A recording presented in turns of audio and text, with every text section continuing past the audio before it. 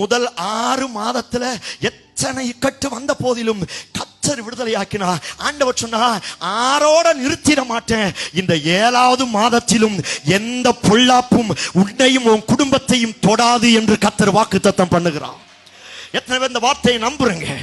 பக்கத்துல உங்களை கண்ணை பார்த்து சொல்லுங்க, பொல்லாப்பு உங்களை தொடாது. நம்புறீங்களா? எத்தனை பேர் ஆமென் சொல்றீங்க? ஏன் என்ன பொல்லாப்பு தொடாது? கர்த்தர் என் மேய்ப்பராய் இருக்கிறார். எத்தனை பேர் ஆமென் சொல்றீங்க?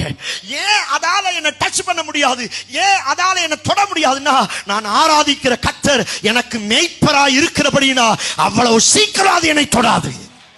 எத்தனை பேர் ஆமென் சொல்றீங்க? சத்தமா ஒரு ஆமென் சொல்றீங்க? 2, ஏன் பொல்லாப்பு என்னை தொடாது அப்படின்னா, நான் உன்னதமானவருடைய நிழலில் இருக்கிறேன். நம்புறீங்களா? சோதரம், ஏன் பொல்லாப்பு உங்களை தொடுவது கிடையாது?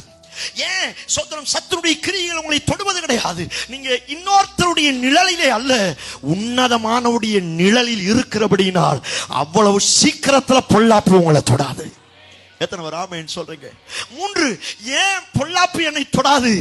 பகலிலே மேக சம்பமும் இரவிலே அக்னி சம்பமும். அந்த வார்த்தை இப்படி சொல்லி இருக்கிறது, நான் அதை சுற்றிலும் அக்னி மதிலாயிருந்து கர்த்தரனை பாதுகாக்கிறபடினா பொல்லாப்பு இந்த மாதத்தில் என்னை தொடாது. நம்புறவங்க கையை தட்டி கர்த்தருக்கு மகிமை செலுத்துங்க.